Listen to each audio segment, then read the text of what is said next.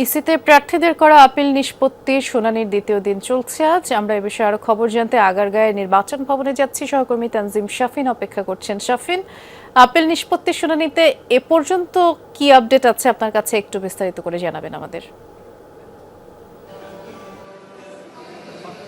বৃষ্টি, প্রার্থিতা ফিরে পেতে আপিলের শুনানির দ্বিতীয় দিনে আজকে এখনো পর্যন্ত সবশেষ আমরা যে তথ্য জানি যে 50 জনের শুনানি সম্পন্ন হচ্ছে, তবে 45 জনের তথ্য সম্পর্কে আমাদেরকে অবহিত করা হয়েছে কমিশন থেকে। কমিশন যেটি জানিয়েছে যে এই 45 জনের মধ্যে 37 জনের প্রার্থিতা বৈধ এবং 5 জনের প্রার্থিতা বাতিল করা হয়েছে, আরও 3 জনের প্রার্থিতা মুলতবি করা হয়েছে। অর্থাৎ তাদের যেই ভুল ত্রুটিগুলো রয়েছে সেগুলো সংশোধনযোগ্য, সেগুলো সংশোধন করে পরবর্তীতে তাদেরকে আগামীকাল এবং পরশু সময় বেঁধে দেওয়া হয়েছে পরবর্তী শুনানির জন্য, এবং সেখানে আসলে তাদের মনোনয়ন প্রার্থিতা পুনরায় যাচাই বাছাই হবে। তো আজকের সকালের ভাগের কার্যক্রম সকাল 10টা থেকে শুরু হয়েছিল।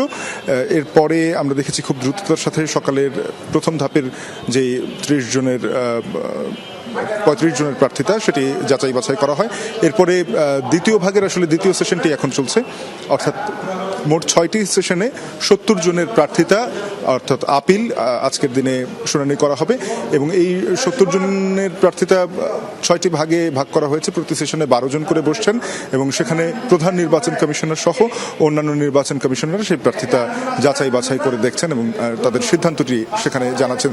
তো আসলে 645 জন মোট আবেদন করেছেন রিটার্নিং কর্মকর্তা কর্তৃক, যাদের প্রার্থিতা বাতিল করে দেওয়া হয়েছিল। এই 645 জনের যে আবেদন সেটি 18 জানুয়ারি পর্যন্ত এভাবেই যাচাই বাছাই করে। ধন্যবাদ, বিস্তারিত জানাচ্ছিলেন আপনি শাফিন।